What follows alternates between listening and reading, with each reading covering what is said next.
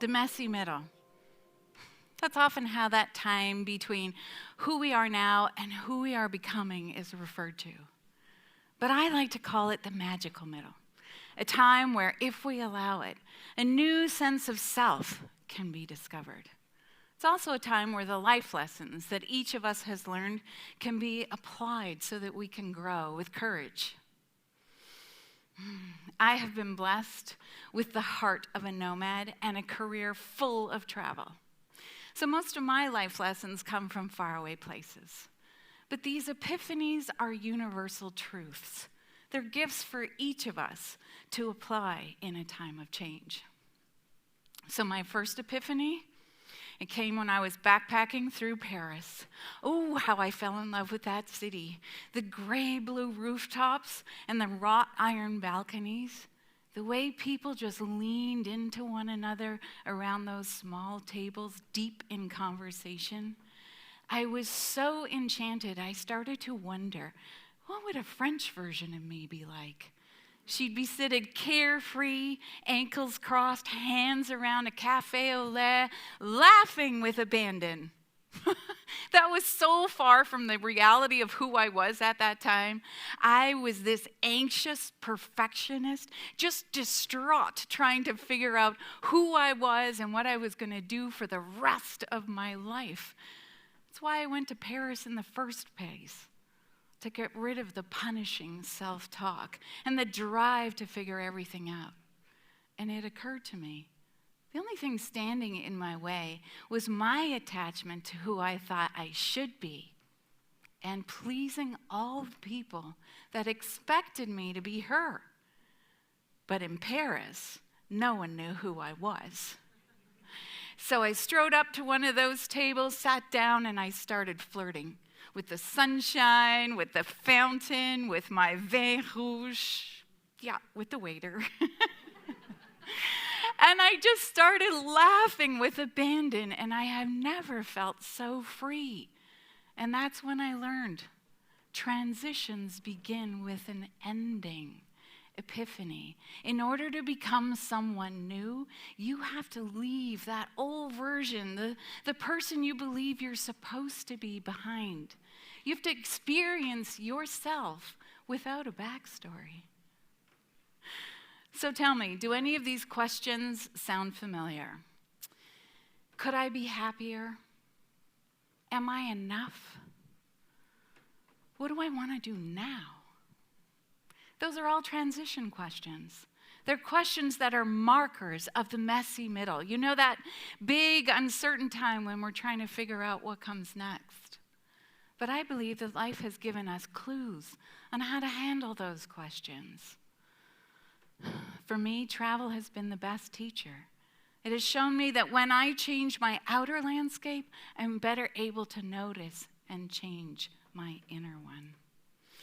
And so whenever I go somewhere new, whether it's a neighborhood close to home or somewhere far away, I try and leave the old version of me behind. And when people ask and they hear that I'm traveling, they often tease me. Oh, going off to find yourself again? As if I should have it all figured out. But I think figuring it out is the whole point. There are so many aspects of ourselves that we outgrow, our decisions, our dreams, our desires, like old clothes. I think vitality comes from daring to ask the question, who do I want to be now? And then going out to explore.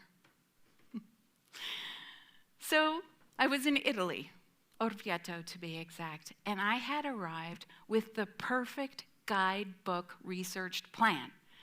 Best restaurants, historical pit stops, must-see places. I was trying to find my Airbnb in this medieval town. It was like a comedy of errors. Every alleyway seemed to lead back to the same location. And my suitcase, cha-ching, cha-ching, cha-ching, became the soundtrack of my frustration. 3 attempts led me back to the same square with the same statue and the same bench. So I just gave up and I sat down. And soon an elderly lady sat down beside me And much to my horror, she struck up a conversation. And she started to tell me about the square and how it had changed over the years. And she told me about her childhood, and then about raising a family, and their award-winning olive oil and cheese, and how her granddaughter had just been married right by this statue in the square. And as she was sharing her bag of cherries with me, I just abandoned my agenda, and I forgot why I had been feeling so lost. You know, I think being lost is often just a state of mind. We get so caught up in the frustration of not meeting our expectations that we often just miss the beauty that is right around us. Italy and that bench.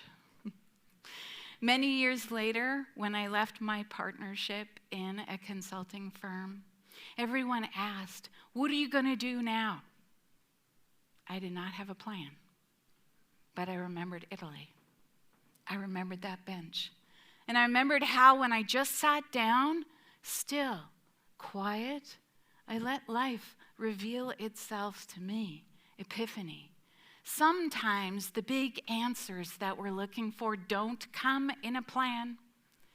They come in those moments that we stumble upon, in the stories, in the connections, when we stop trying to control everything. Then there was Japan, Romania, Malawi. They taught me so much about language and culture and people, and maybe, most importantly, they taught me about toilets. Hear me out. I thought that I had learned the right way to flush a toilet. But of course, as I traveled, I've learned that that is not true. In Japan, I was completely overwhelmed by the number of buttons on the bidet. Do not press them all at the same time. And in Romania, there was the pull from the ceiling. And in Malawi, the push pedal on the floor. All right answers. Travel cracked my worldview open. It taught me that what I thought was right was really just familiar. It wasn't the right way. It was what I was used to. And that led to noodles for breakfast on Mount Fuji, camel milk in the Emirates, tango instead of disco in Argentina, 3 kisses to say hello in Switzerland. I learned that there are so many right ways to be in this world. Epiphany. The magic is in knowing there are many right answers and just pausing and stopping to ask, what is right for me right now? I entered into a midlife transition, right at the bottom of that U-curve of happiness. You know, everything that had given my life rhythm, my family schedule, my pet projects, even my business goals had changed, and everything seemed out of sync. And as I looked at this life that I had so lovingly and carefully crafted, I wondered why it didn't fit anymore. It had been one right answer. But now, as it evolved, I needed to evolve into the next right answer. Do you know that we've gained 30 years in our lifespan over the last century? That gives us this incredible opportunity to revisit, rediscover, and recommit to what matters to us most. And that U-curve of happiness? Yeah, while it is true that we usually hit our lowest points in midlife, what is also true is that happiness and fulfillment steadily increases right into the last years of our life. So that means all of those questions, all of those versions of ourselves are a part of this upward trajectory. In Botswana, wow. That was one of the times that I felt most alive. I was on a walking safari, hyper aware, every sound, every shift, every movement. As the sun rose, I saw the giraffes starting to move. and I was standing in the long grass close to these two elephants. Beautiful, magnificent, huge beings that roamed wild on this sacred land. They had been rescued as babies, and then while they were free to roam, they often chose to stay close to the humans that had saved them. And as I stood there, I felt humbled to be a part of something so much bigger than me. The beauty was breathless. And in a wave of awe, I felt overcome. In that moment, I started to cry, not little tears, big, racking sobs of being humble and connected. And then I felt so embarrassed. I just wanted to hide. It's so painful to be connected sometimes to that vulnerable space, to feel so deeply and to have it show. But then I noticed one of the elephants noticing me. So I stood still. And it came a little bit closer, and I stood still, slow, steady. And then it took his trunk and held my hand. Yeah, it held hands with an elephant. And we just stood there, quiet, being. And I knew in that moment she was comforting me. She had felt everything that I was feeling. You know, elephants have this huge capacity for emotion, for feeling it and sharing it. And they regularly connect nose to tail with their little ones to create bonding and to welcome them into community.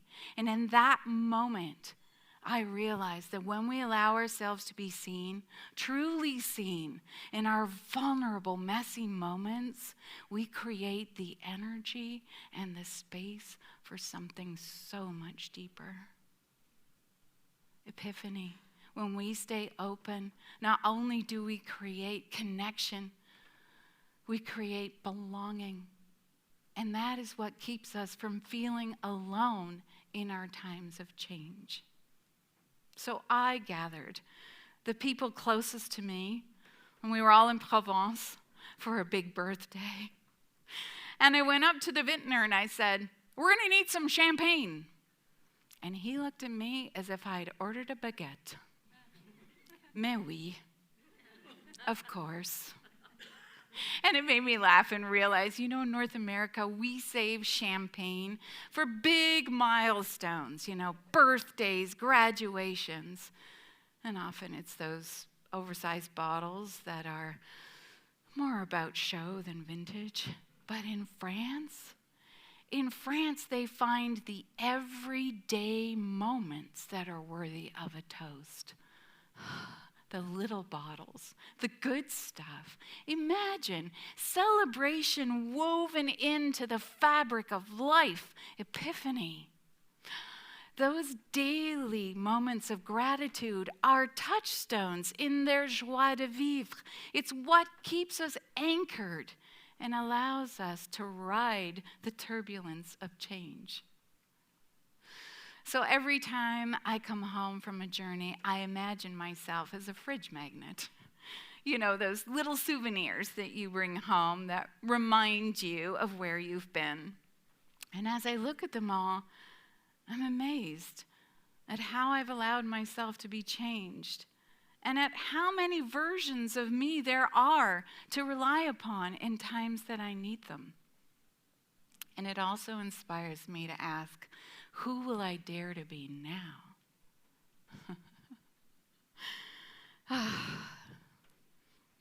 Travel has taught me that change can be an adventure. That magic middle, that's where the epiphanies happen. They're like the shooting stars across the Australian outback. They are always there. The challenge is just to notice them as they go by. So here's to the many versions of you yet to come and your journey through the magical middle. You don't have to have it all figured out. You just have to keep moving, keep exploring, keep celebrating. The messy middle really can be transformed into the magical middle. Epiphany. Thank you.